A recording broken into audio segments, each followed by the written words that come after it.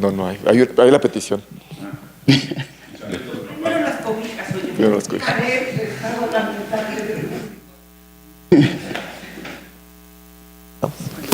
Bien, pues buenas tardes a todos. Bienvenidos a nuestro penúltimo coloquio de este año. Ya se está acabando. Y hoy tenemos el gusto de tener con nosotros a Patricia Saavedra, que nos visita de la UAM Iztapalapa y nos va a hablar de son los embotellamientos de tráfico vehicular estables. Muchas gracias, Patricia. No, al contrario, muchas gracias, Adolfo, por darme la oportunidad de dirigirme a ustedes. Bueno, en realidad puse un título provocador porque no voy a poder contestarlo, pero en realidad esa pregunta es la que motivó este trabajo, ¿no? El trabajo que estoy realizando. Este trabajo, hemos estado trabajando sobre la modelación y sobre los problemas relacionados con el tráfico vehicular, pues desde hace ya varios años, junto con el doctor Joaquín Delgado de la UAM Iztapalapa. Entonces, este trabajo es un trabajo conjunto. Bueno, la importancia del tráfico vehicular, pues creo que con una fotografía dice más que 1000 palabras. Creo que no hay duda, ¿verdad?, que es muy importante, y sobre todo para nosotros que vivimos en esta ciudad, ¿verdad?, y que nos toma hora y media trasladarnos de un lugar a otro. Bueno, el modelo que vamos a ver, la modelación matemática del tráfico vehicular comenzó en 1933 con el trabajo de Greenschitz, que fue el primero que propuso una relación entre la densidad y la velocidad. Lo que nosotros vamos a trabajar, o hemos estado trabajando, es con el modelo de Kerner-Konhauser. O sea, hay muchas maneras de entrarle al tráfico vehicular. Se puede entrar asumiendo que los autos son como partículas, y entonces se usan las leyes de Newton para describir la velocidad y la posición de esos autos en cada tiempo t. Nosotros lo que vamos a utilizar es las leyes de conservación, en particular la de masa y momentum, y estos modelos en ecuaciones en derivadas parciales, pues lo que asumen es de que vamos a tener, nuestras variables se van a mover en un continuo, y las variables importantes van a ser la densidad promedio, la velocidad promedio y el flujo. El flujo se puede expresar como producto de la densidad por la velocidad. Entonces, en forma conservativa, estas son mis ecuaciones. Bueno, déjenme detenerme un momentito. Lo estoy planteando en este momento para un intervalo de los reales. En realidad, estoy trabajando con una variable espacial y el tiempo. Esas son mis variables independientes. Y entonces, esta X puede estar en un intervalo cerrado o puede ser todo R, pensando en una carretera infinita. La otra sería, en el caso que yo tome un pedazo de carretera, podría pensar en un circuito cerrado. ¿Sí? Entonces, como que estas ecuaciones, dándole condiciones de frontera distintas, podrían adaptarse a distintos problemas de tráfico. En realidad, estas ecuaciones se propusieron haciendo una analogía con mecánica de fluidos. Si yo quito este término que está aquí, en realidad lo que tengo son las ecuaciones de Navier-Stokes para flujo compresible. Pero este término que está aquí, lo que trata es de describir el comportamiento de los conductores. Entonces, la idea es que los conductores siempre aspiran a ir a una velocidad ideal, que va a estar dada por lo que llamamos el diagrama fundamental. Y que en caso que vaya a una velocidad menor, entonces van a incrementar su velocidad. Y por otro lado, si van a una velocidad mayor, van a tratar de ajustarla a esa velocidad ideal. Bueno, entonces, ahora, lo que es interesante, esta ecuación viene de la conservación de momento. B es la velocidad y BE es exactamente el diagrama fundamental. Es esa velocidad ideal, ¿no?, que quieren tener. Este tau es un parámetro de relajación, se llama así, esto se le llama el término de relajación. Es un retardo, es el tiempo que le lleva a los conductores a ajustarse a las condiciones de tráfico. Este eta es un parámetro análogo al de la viscosidad. Esta teta es lo que se llama la varianza de la velocidad, que en este momento vamos a suponer que es constante. Bueno, obviamente, para poder pretender encontrar una solución única, debería de dar, como les decía, condiciones iniciales y condiciones de frontera a mi problema. Como ustedes observan, aunque es en una sola variable espacial, este sistema es bastante complicado.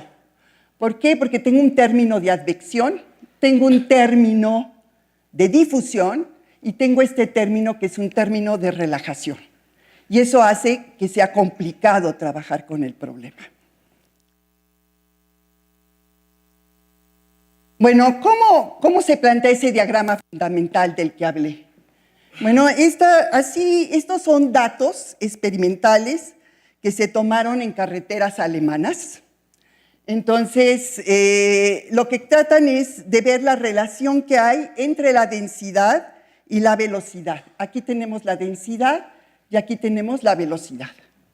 Entonces, lo que observamos es lo que es natural, lo que confirma nuestra intuición. Cuando no hay automóviles, podemos ir a la máxima velocidad. La máxima velocidad va a depender, pues, del país en el que estemos, ¿no? En las carreteras alemanas no hay límite, mientras que en otros países, como en Estados Unidos, pues sería una velocidad menor. A medida que va incrementándose el número de automóviles, pues lo que es natural, se va disminuyendo la velocidad. Entonces, esto ya había sido observado por Green-Shields en 1930 y tantos. Entonces, se han propuesto, en la literatura hay muchas propuestas de diagramas fundamentales, o sea, de funciones que relacionan a la densidad con la velocidad. Entonces, déjenme mostrarles algunos de ellos. Aquí están. Este sería el primero, que es el de Green-Shields. Como ven, es una relación lineal. Lo único que hizo fue unir este punto con este de aquí. La máxima densidad son 140 vehículos por kilómetro de automóviles, por ejemplo. Entonces, este otro es otra propuesta, que es el diagrama fundamental de Newell, y el más popular y el más reciente, que data de 1994-95, es el de Kerner con Hauser, que es este que está aquí. Esta es la relación que ellos ponen. Entonces, nosotros en este problema hemos estado trabajando con el de Green-Shields y con el de Kerner con Hauser. ¿Por qué? De cosas experimentales. Sí, o sea, estos son datos, o sea, en la gráfica anterior, estos son datos experimentales. O sea, tú pones sensores y de esa manera vas capturando esos datos. Entonces, en realidad, el modelo de Kerner con Hauser se obtuvo de un ajuste no lineal a los datos. Es la propuesta.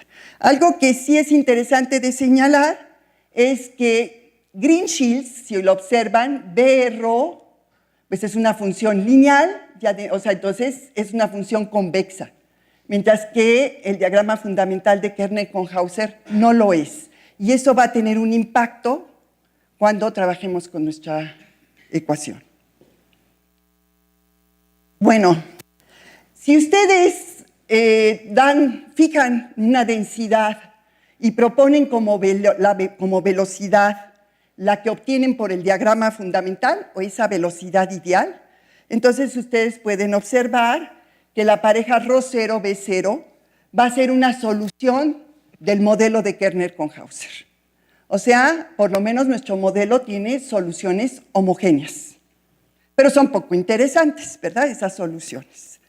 Bueno, entonces, algo que hicimos fue, bueno, ¿qué pasa si alguna de esas soluciones homogéneas las perturbamos?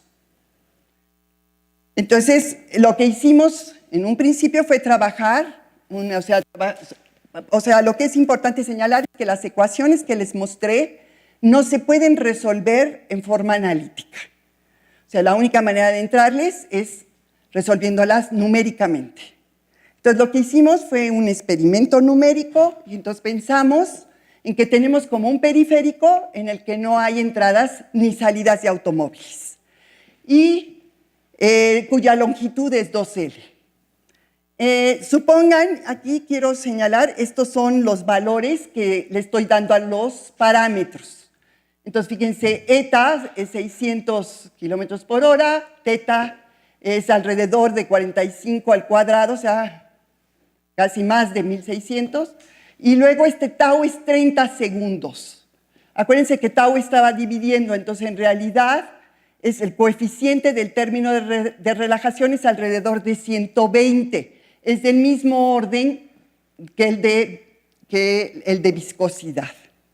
Bueno, si nosotros imponemos, como quiero que sea un circuito cerrado, entonces las condiciones a la frontera que tengo que imponer es que mis soluciones, tanto para la densidad y la velocidad, sean periódicas. Entonces aquí lo impongo. Y ahora, como condición inicial, voy a tomar una solución constante, la cual voy a perturbar por medio de este término. Y entonces, así es como se ve la densidad. En realidad lo que estoy haciendo es metiendo aquí un cúmulo de densidad, o sea, como si tuviera aquí un pequeño congestionamiento en este punto, y aquí una disminución, ¿verdad?, de la densidad. Esa es mi pequeña perturbación. Y eso se lo estoy agregando a mi solución homogénea. Bueno, yo comienzo a ver, bueno, qué sucede, cómo evoluciona mi modelo. Y lo que observo es que no siempre va a ser igual. ¿Sí? Eso numéricamente lo que me doy cuenta es que para valores de la densidad menores a un cierto valor crítico, lo que sucede es que conforme va pasando el tiempo, después de un transitorio, la densidad y la velocidad regresan a ser constantes. Mientras que para densidades mayores a un valor crítico, lo que sucede después de un transitorio es que se forma una onda de este tipo, que lo que hace es propagarse, ya no cambia de forma, y se propaga con velocidad constante, parecería de aquí a la eternidad, ¿no? Bueno, para nosotros, porque solitones tienen otras pequeñas características, son ondas viajeras que tienen otras características, entonces preferimos llamarles ondas viajeras. Aquí pues va a estar propagándose y lo que vamos a ver es que va a estar circulando, ¿verdad?, alrededor de esto. Bueno, entonces lo que es claro es que si mi densidad es menor a un valor crítico, si yo la perturbo, esa perturbación, conforme pase el tiempo, se va a morir. Mientras que, si paso de ese valor crítico, entonces se va a modificar totalmente mi perfil de densidades y mi perfil de velocidades. Lo que significa que esos estados homogéneos no son estables. Entonces, ahí ya es cuando comienza a aparecer esta cosa, ¿serán estables o no?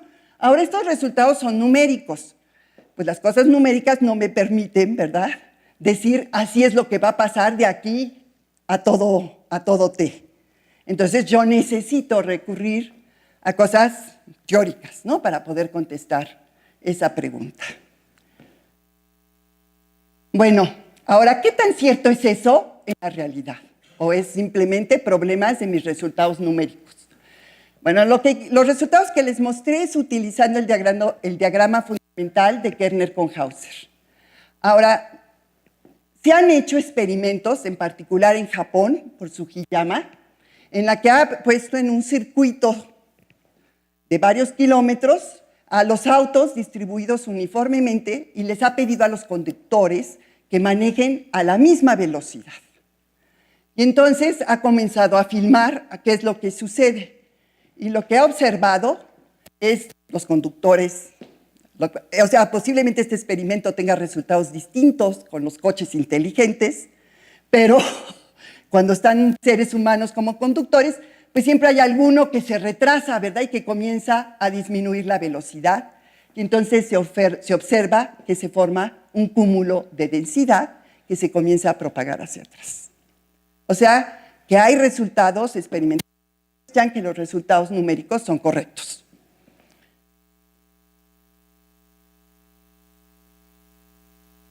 Bueno,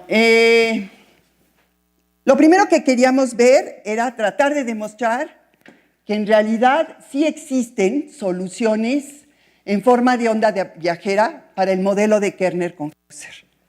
Y lo que vamos a hacer es no trabajar con la ecuación, o sea, vamos a explotar que son ondas viajeras.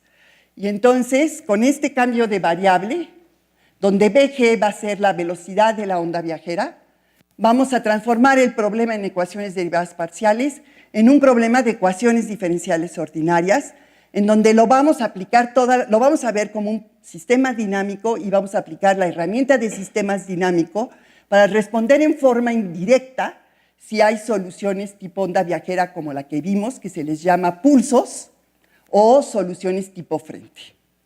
Bueno, ese es un trabajo previo que hicimos el doctor Delgado y yo, y entonces, con este cambio de variable, nuestra primera ecuación se puede integrar introduciendo una constante de integración, y después esta relación nos permite entonces obtener una ecuación de segundo orden para la velocidad, una ecuación no lineal. Y si se fijan en esta ecuación, pues pueden establecer una analogía con el movimiento de una partícula. Este sería el término de fricción y este que está aquí es una función que proviene de un potencial. Será el término fuente. Bueno, entonces, transformando mi ecuación de segundo orden a un sistema de ecuaciones diferenciales ordinarias de primer orden, entonces me da este sistema en donde también el diagrama fundamental lo puse en términos de la velocidad, ¿verdad? Y que me da esta relación. Bueno, este es en el caso de Green-Shields, ¿eh? En el caso de Green-Shields me da este. Bueno, entonces, esto quiere decir, fíjense, con la introducción de BG y QG, entonces, dados θ0, BG y QG, les voy a asociar este sistema dinámico. Entonces, lo que quiero ver es cuál es el comportamiento dinámico de ese sistema respecto a estos tres parámetros. Bueno, entonces, algo que es interesante de ver es que los puntos de equilibrio van a estar dados cuando, obviamente, estas derivadas se hacen cero, y entonces, en ese caso, la segunda componente de los puntos críticos siempre va a ser cero, y la primera componente la voy a obtener, van a ser las B's que hacen que esto sea cero, o sea, cuando B es un punto fijo de esta función. Bueno, entonces nuestros puntos críticos tienen esta forma y lo que ahora voy a tratar de estudiar es la estabilidad de estos puntos de equilibrio.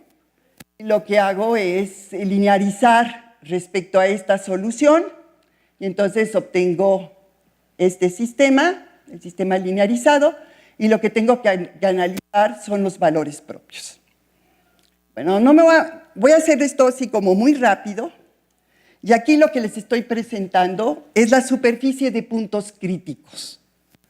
Bueno, en particular, yo voy a tener puntos hiperbólicos, o sea que tienen valores propios distintos de cero, pero voy a tener dos puntos que me interesan mucho, que son los puntos de Hopf, que lo que tienen son valores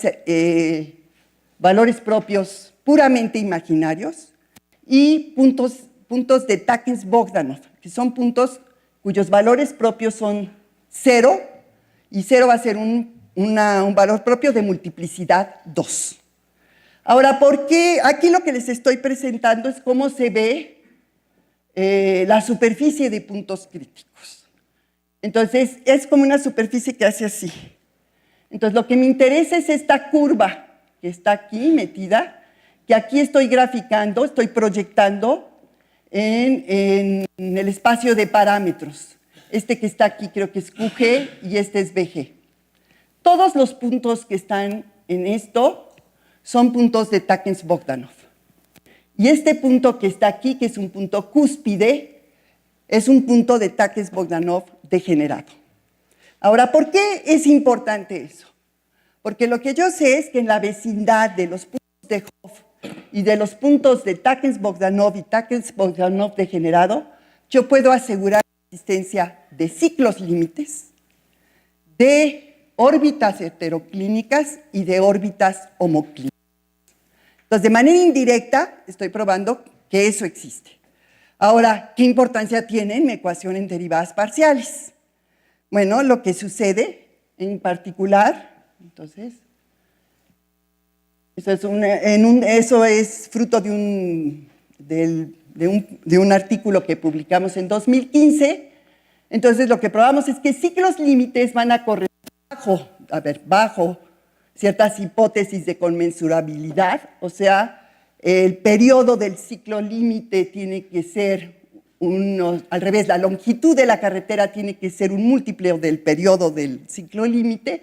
Si eso se cumple, entonces soluciones periódicas del EDP, o sea, los ciclos límites van a corresponder a soluciones periódicas del EDP con condiciones de frontera periódicas.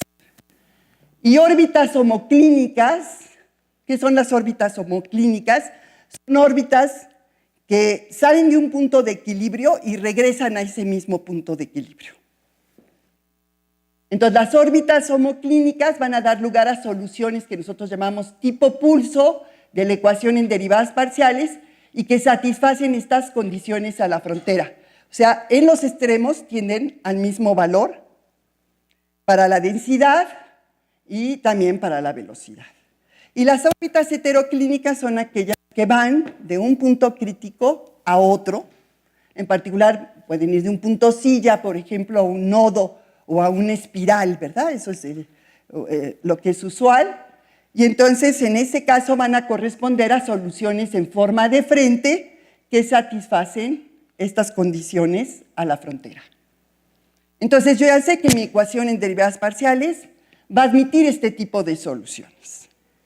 Ahora, ¿qué tan fácil es obtenerlas? Bueno, hasta ahorita les hemos hecho todo lo habido y por haber, por tratar de aproximarlas por medio de perturbaciones singulares o proponiendo distintas soluciones, pero no hemos sido capaces de dar una aproximación analítica a nuestras soluciones.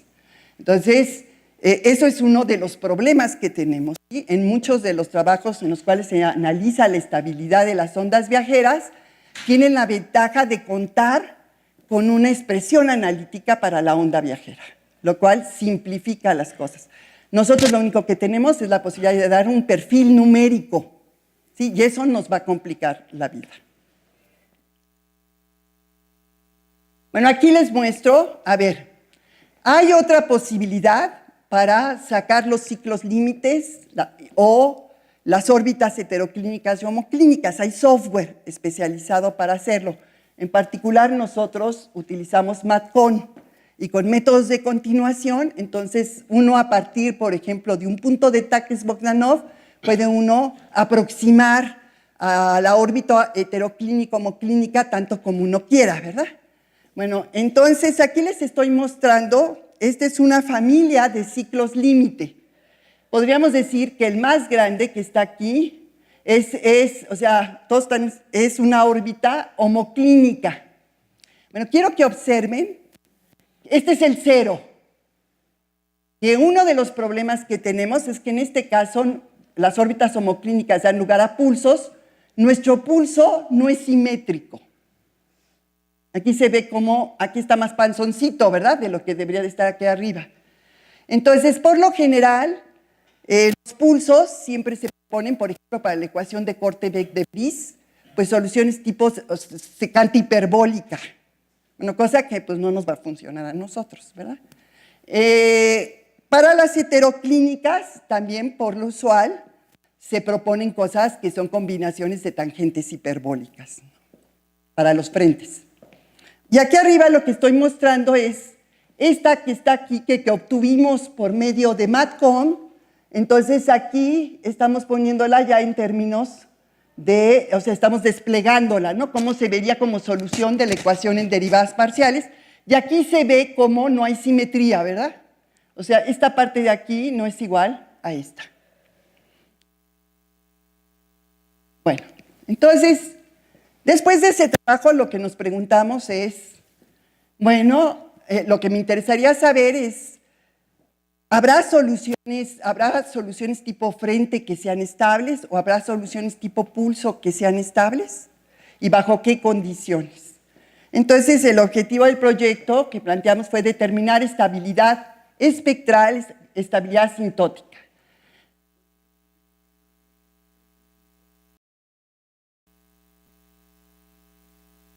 Claro, o sea, a ver, claro que sí. Espérate, déjame un poquito irme. Aquí están, mira. O sea, tú resuelves tu ecuación en derivadas parciales y lo que impones es que tanto la densidad y la velocidad tiendan asintóticamente al mismo valor. Eso es un pulso. Y tú vas a hablar de un frente cuando tienden a valores distintos. Puede ser de esta forma o de esta forma, ¿no? Dependiendo de quién sea más grande de los dos. ¿Sí? Entonces, para mí van a ser eso, el primero es un pulso y el segundo es un frente. Y están definidos en todos los reales. Bueno, como ustedes saben, pues posiblemente una de las palabras con las que más se abusa en matemáticas es estabilidad. O sea, usamos estabilidad para todo, ¿no? Y hay que ir definiendo dependiendo del contexto. Entonces, por un lado está determinar estabilidad espectral, y eso significa ver cómo se comporta la linearización de la ecuación alrededor de una solución homogénea o de una onda viajera. Luego está lo que vamos a llamar estabilidad asintótica, y esta estabilidad es la siguiente. Se dice que la onda viajera, a ver, aunque no me estoy adelantando tantito, pero lo que vamos a ver es que cuando yo hago el cambio de variable y transformo mi problema a ecuaciones diferenciales ordinarias, lo que estoy haciendo es montándome diríamos, en el cúmulo, ¿sí?, de mi onda, hasta arriba, me voy arriba, y desde ahí voy moviéndome. Entonces, en ese caso, con ese cambio de variable, la onda viajera se convierte en una solución estacionaria de mi ecuación en derivadas parciales. Por eso, únicamente va a depender de la G. Entonces, la onda viajera se dice que es estable si existe delta mayor que 0, tal que si UT de sigma es solución de la ecuación, esta va a representar mi perturbación, ¿sí? Entonces, si yo tengo que estas son cercanas en la condición inicial, yo esperaría entonces que cuando t tiende a infinito, lo que sucede es que la diferencia de estas dos tiende a 0. Ahora, aquí va a haber una traslación, ¿sí? O sea, no puedo pretender que esto a este valor converja, sino que va a ser a una traslación de mi onda viajera. Entonces, a eso le voy a llamar estabilidad asintótica. Ahora, hay otra tercera estabilidad, lo que se llama estabilidad orbital. Y eso significa que en realidad, si están cerca en la condición inicial, yo quiero que permanezcan juntas, ¿no? En una franja, no necesariamente que converjan, ¿no? Esa sería la diferencia. Bueno, entonces, eso es lo que yo quisiera probar. Obviamente, la estabilidad asintótica es mucho más difícil de demostrar, bueno, en principio, que la estabilidad espectral, porque tengo que trabajar no con la ecuación linearizada, sino con la no linealidad. Entonces, ese es un problema más complicado. Entonces, por lo general, lo que se hace es demostrar la estabilidad espectral primero y después, entonces, si el operador cumple con ciertas propiedades de la parte no lineal, entonces puedo probar que se cumple la estabilidad asintótica. ¿Sí? Ese es el camino usual que se sigue. Bueno, les estoy escribiendo el modelo de Kerner con Hauser de esta manera, porque lo que quiero mostrarles es qué se ha hecho, o sea, en la literatura, qué se ha hecho sobre este problema. Entonces, así se ven mis ecuaciones. Aquí están las condiciones. O sea, lo voy a trabajar para soluciones tipo frente. ¿Sí? Me voy a concentrar en esas. Bueno, si yo quito este término, el término difusivo, en realidad mi sistema es hiperbólico. Y aquí entonces, aquí está mi término no lineal, que es mi término de relajación, Por ejemplo, en el caso del diagrama fundamental de Kerner-Konhauser.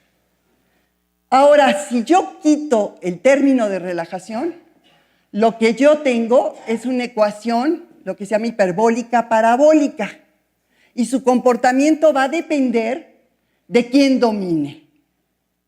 Si este término es chiquito, entonces van a aparecer lo que se llama ondas de choque viscosas, que son ondas de choque, pero que son más suavecitas, ¿no?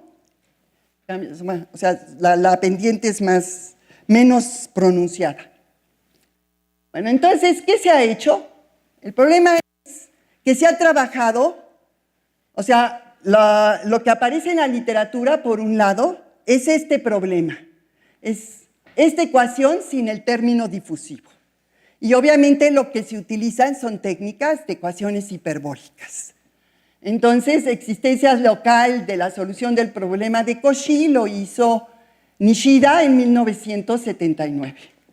Y para este problema se prefiere, o sea, en realidad el modelo que yo les planteé es un modelo euleriano, es una formulación euleriana.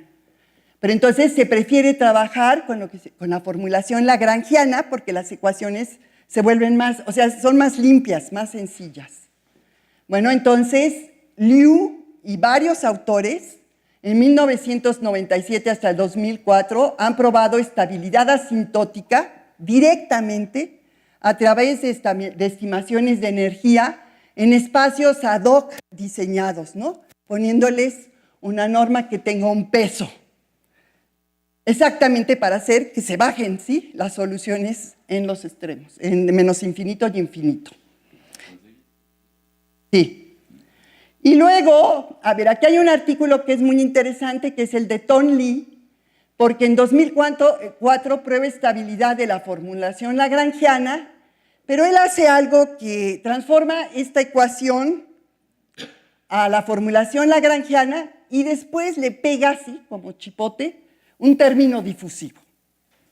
Que si uno hubiera metido desde el principio el término difusivo, al pasarlo a coordenadas lagrangianas, el término difusivo toma una forma bastante más complicada. Entonces, en realidad no es natural la forma en la que mete la parte difusiva. Y él, perdón, ahí sí estoy bien.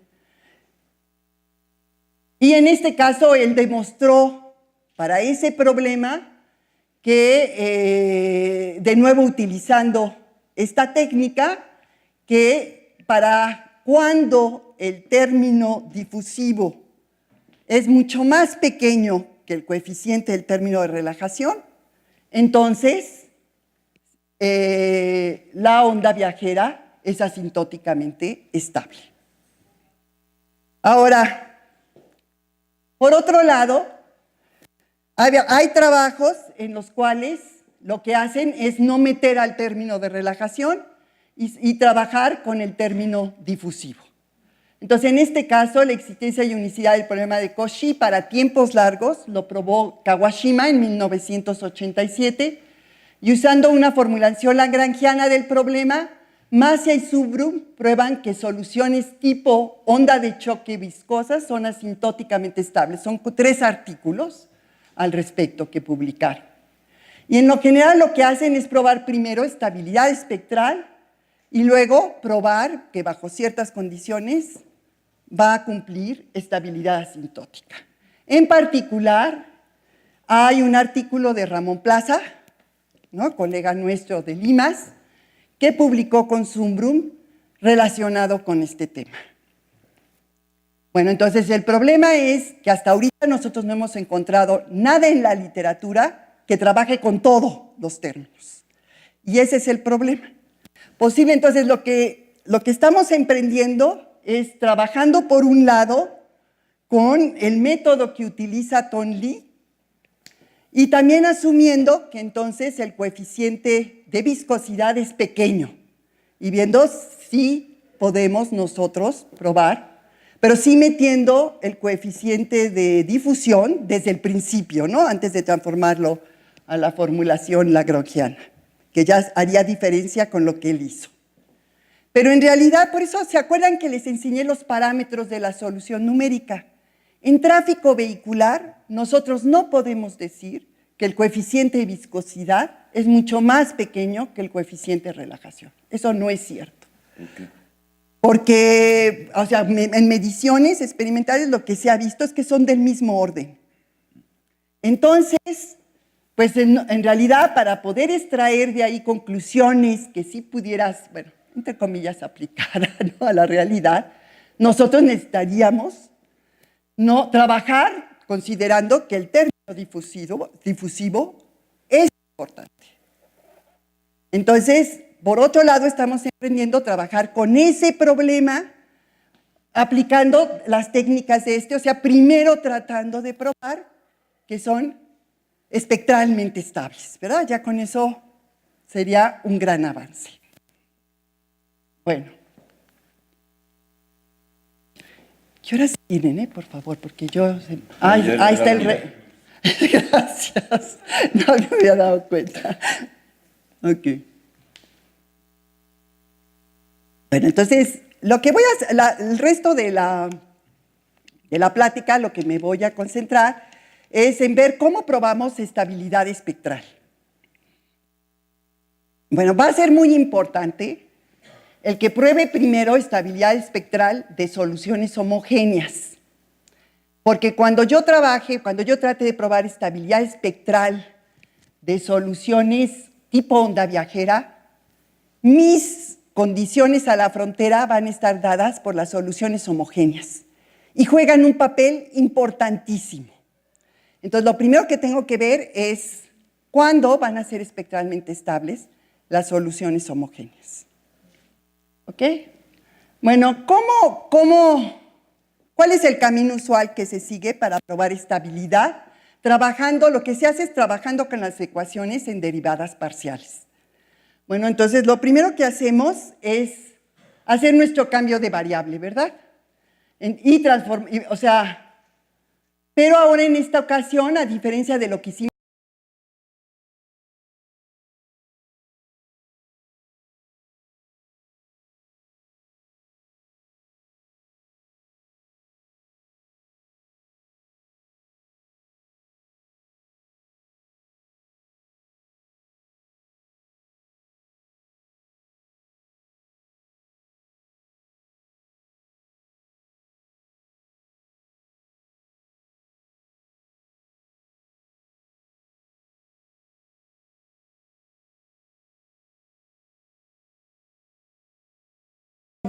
por lo tanto, desaparecen estos términos.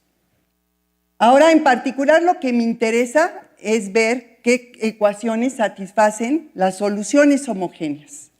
Y entonces, lo que hago es utilizar que una solución homogénea, como es constante, entonces todas las derivadas se van a hacer iguales a 0, y por otro lado se cumple esta relación, ¿verdad?, que la velocidad de la onda va a coincidir con la velocidad ideal del diagrama fundamental.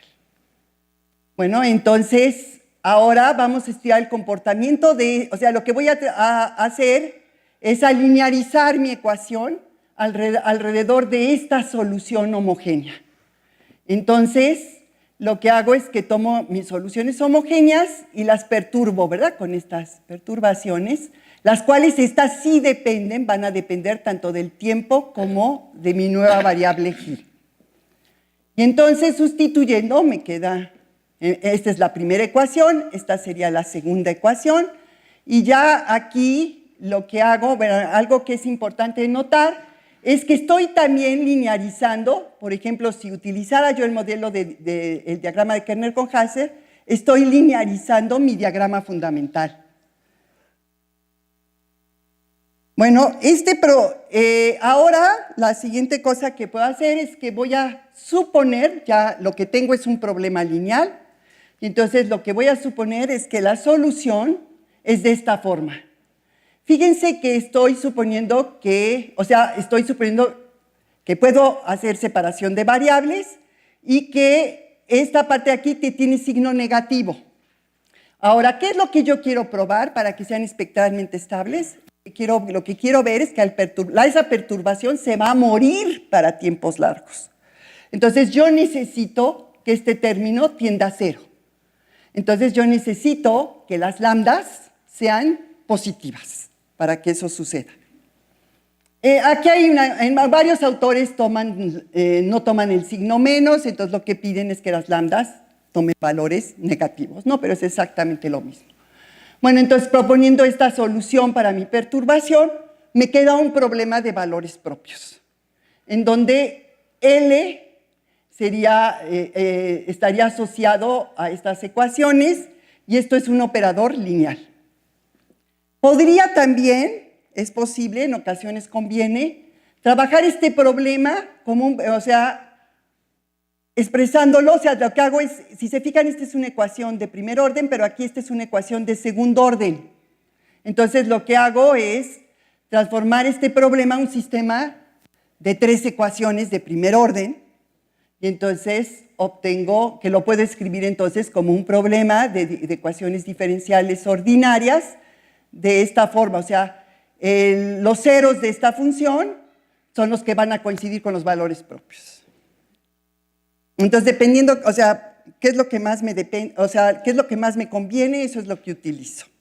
Ahora, fíjense que el valor de esta lambda va a entrar como parámetro de mi problema en ecuaciones diferenciales ordinarias. Se le llama como el valor propio temporal. Bueno, entonces, ¿cuándo voy a decir que es espectralmente estable?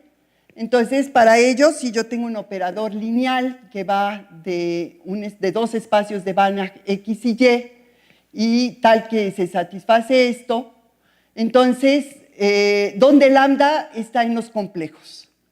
Entonces, voy a definir el resolvente de un operador, va a ser las lambdas estando en los complejos, para los cuales L menos lambda I tiene inversa, y esa inversa está acotada. Entonces, todas las lambdas que cumplan eso están en mi conjunto resolvente.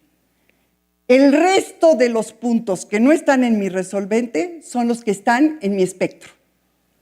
Y ahora yo voy a dividir mi espectro en 2 partes, en lo que llamamos el espectro esencial y el espectro puntual. Y el espectro puntual va a ser aquellos en donde L menos lambda I, su núcleo, es distinto del 0, o sea, no va a ser invertible, ¿verdad? En ese caso.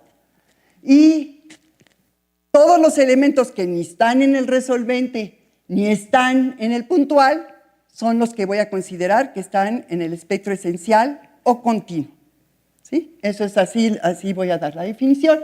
Y entonces ahora sí voy a decir que este operador es espectralmente estable si el espectro, así denoto el espectro, menos el 0 se compone de lambdas cuya parte real es positiva, que eso es lo que yo quería para que entonces a lo largo del tiempo se hagan 0, ¿verdad? Se desaparezcan. Y la otra cosa que vamos a ver es que, bueno, 0 va a ser un valor propio simple. O sea, todos los problemas de ondas viajeras que se linealizan alrededor de una onda viajera o de una solución homogénea, siempre tienen al 0 como valor propio.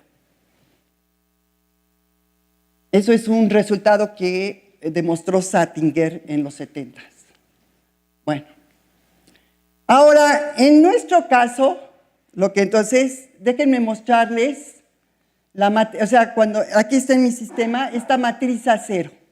Bueno, para ver que entonces 0 es valor propio, si yo expando, o sea, si lambda es 0, este término desaparece, y entonces mi A solo se compone de A0, ¿verdad?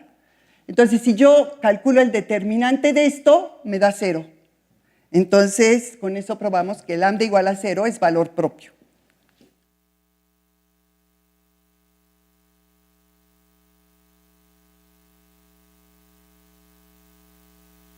Bueno, entonces lo que vemos es esto, o sea, que lambda igual a 0 se hace 0. Y ahora el espectro puntual de L solo consiste de lambda igual a 0. Nada más. Y el esencial, este es un resultado de Sunstein, consiste de todas las lambdas en los complejos, tales que Esta matriz A0 más lambda B tiene únicamente raíces imaginarias. En este caso, K es un número real y el significado que tiene es el número de onda. De hecho, el análisis que voy a hacer es equivalente al que se hace usualmente cuando se trabaja con ecuaciones en derivadas parciales y se trata de analizar estabilidad lineal perturbando por medio de una onda plana. Y se usa análisis de Fourier, es muy equivalente. Bueno, entonces lo que ando buscando es exactamente aquellos, para qué valores, esto me da una ecuación tanto para lambda como para la K.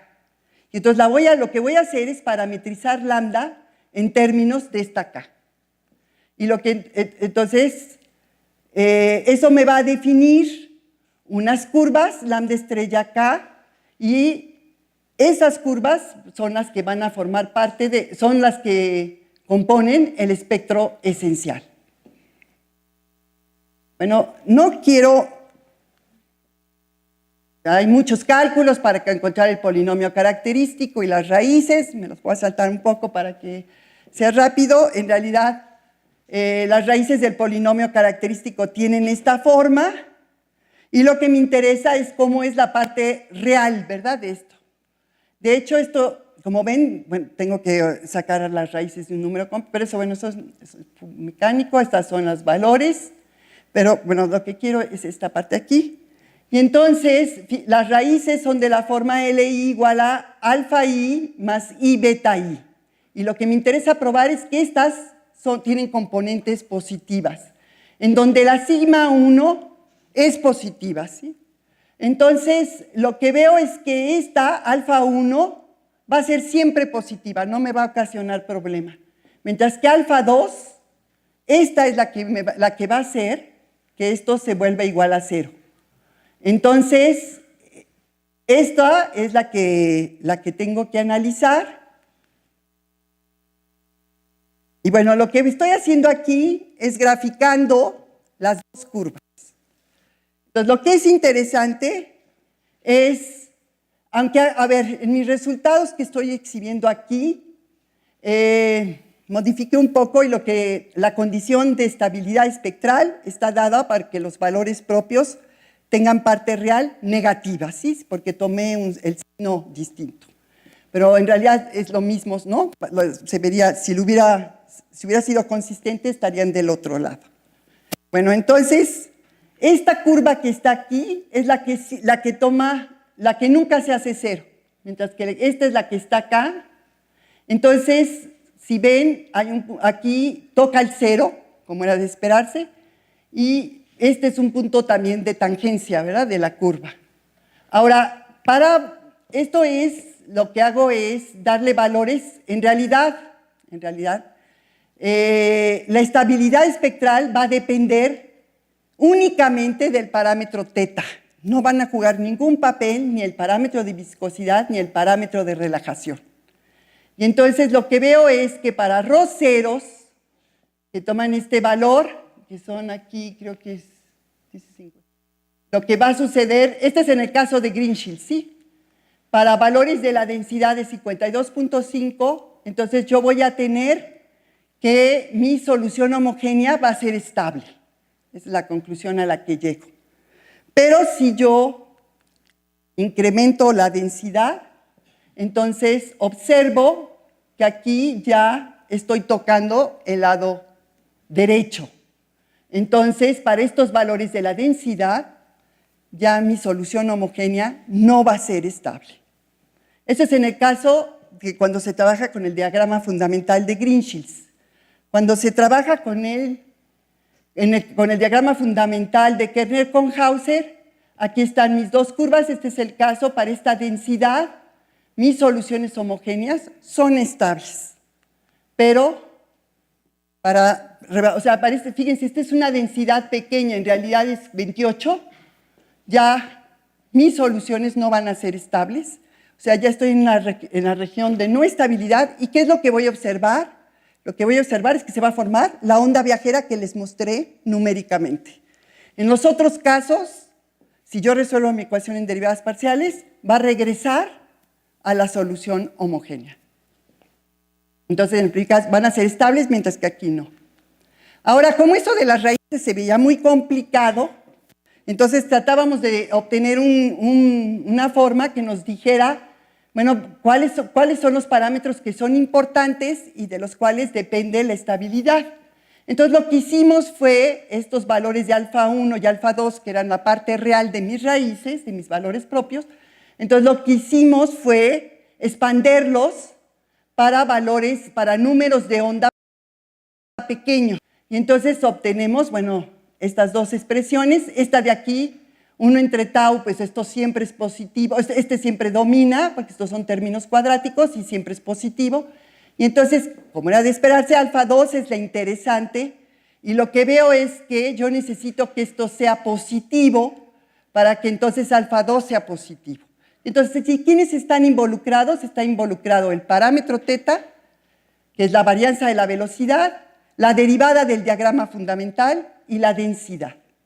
Entonces, utilizando esta aproximación, entonces, miren, así se ve, así ya de una manera muy sencilla, las soluciones. Yo puedo decir, graficando la raíz de mi parámetro teta contra la densidad, entonces, lo que puedo decir es que, por ejemplo, para teta igual a raíz de teta igual a 45, pues si mi densidad está por debajo de este valor, entonces mis soluciones van a ser estables.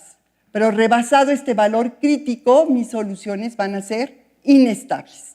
Y obviamente a medida que voy moviendo el parámetro teta, pues voy a tener mayor estabilidad. Ahora, aquí no puedo tomar cualquier valor teta, ¿sí? Porque es la varianza de la velocidad y no va a tener sentido que sea mayor que la velocidad máxima. Bueno, en el caso del diagrama de Kerner con Hauser, esta es la relación. Y entonces lo que tenemos, por ejemplo, si tomo teta, raíz de teta igual a 45, para valores de la densidad menores que este valor, entonces tengo que mi solución es estable, pero a diferencia del de Green-Shields, vuelvo a tener otra zona de estabilidad en esta parte de acá. Mientras que entonces, si la densidad está en el interior de esta región, entonces se va a formar la onda viajera. Entonces ya tengo una forma, ¿no?, de poder expresar de qué depende la estabilidad de las soluciones homogéneas. ¿Qué correspondería a eso en tráfico?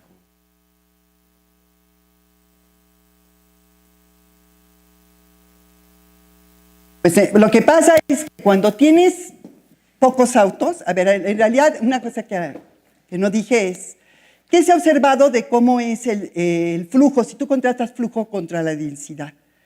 Bueno, tú lo que tienes es que es casi una relación lineal hasta cierto valor crítico, que yo creo que está relacionado con ese primer valor crítico.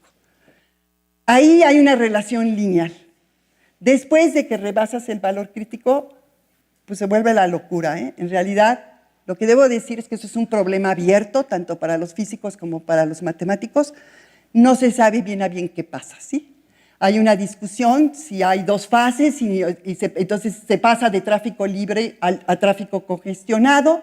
Algunos dicen, en particular Kerner, que es un autor de mucho impacto, que en realidad hay tres, que hay un flujo que se llamaría flujo sincronizado, ¿sí?, que estaría intermedio entre el flujo libre y el flujo congestionado. Entonces, ¿hasta qué valor hay tráfico libre? Alrededor de 25, del valor de densidad de 25 autos. Y entonces, en realidad, es poco tráfico, ¿sí? O sea, tú todavía, puedes circular a buena velocidad, ¿no? Y luego, después, en realidad lo que pasa es que ya nadie se mueve, ¿no? Eso es muy estable, o sea, esa sería la otra explicación de lo que sucede después, es que ya no hay cambio, ¿no? Exactamente, esa sería una explicación.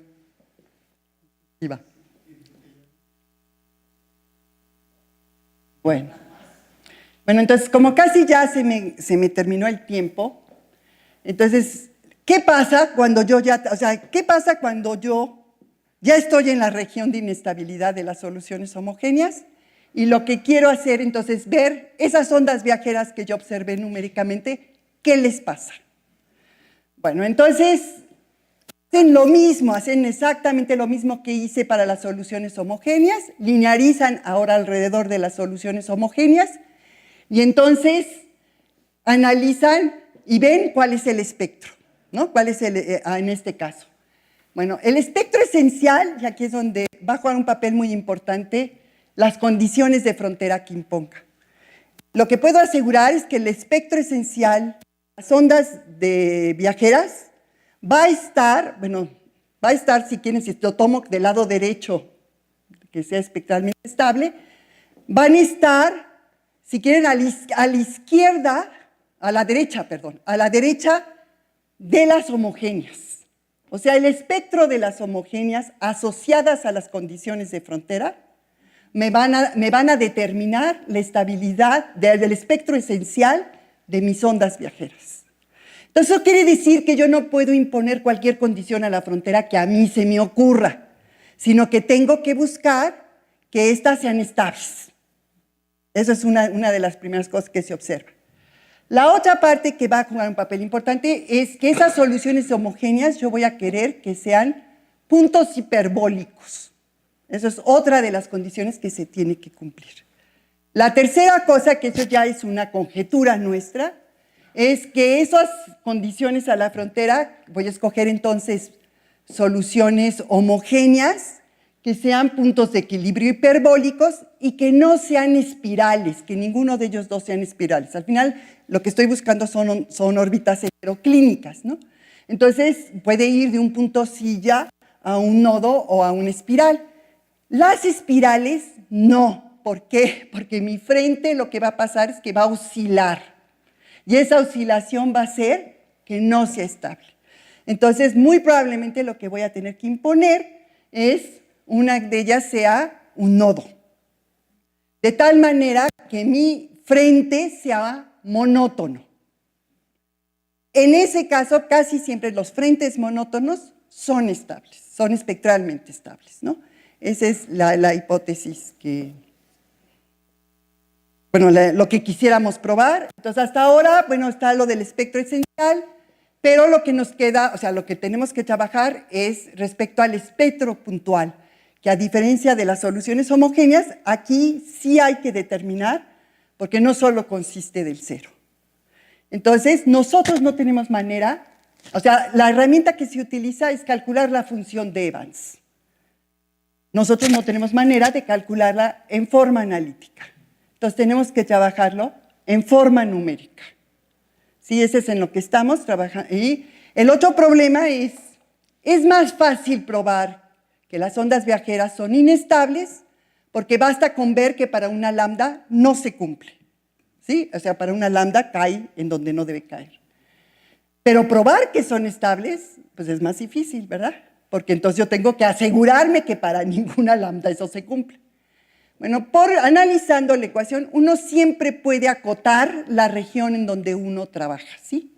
Entonces, lo que uno hace es calcular la función de Evans y ver los ceros de esa función de Evans, que es como un polinomio característico generalizado. Ceros son los que me van a decir si voy a tener lambdas en el lado positivo o negativo, dependiendo, ¿no? En el lado positivo, si todos son positivos o si todos son negativos, ¿no? Dependiendo del signo que le ponga. Entonces, esa es la parte en que estamos trabajando, ¿no? Y eso es lo que quería platicarles.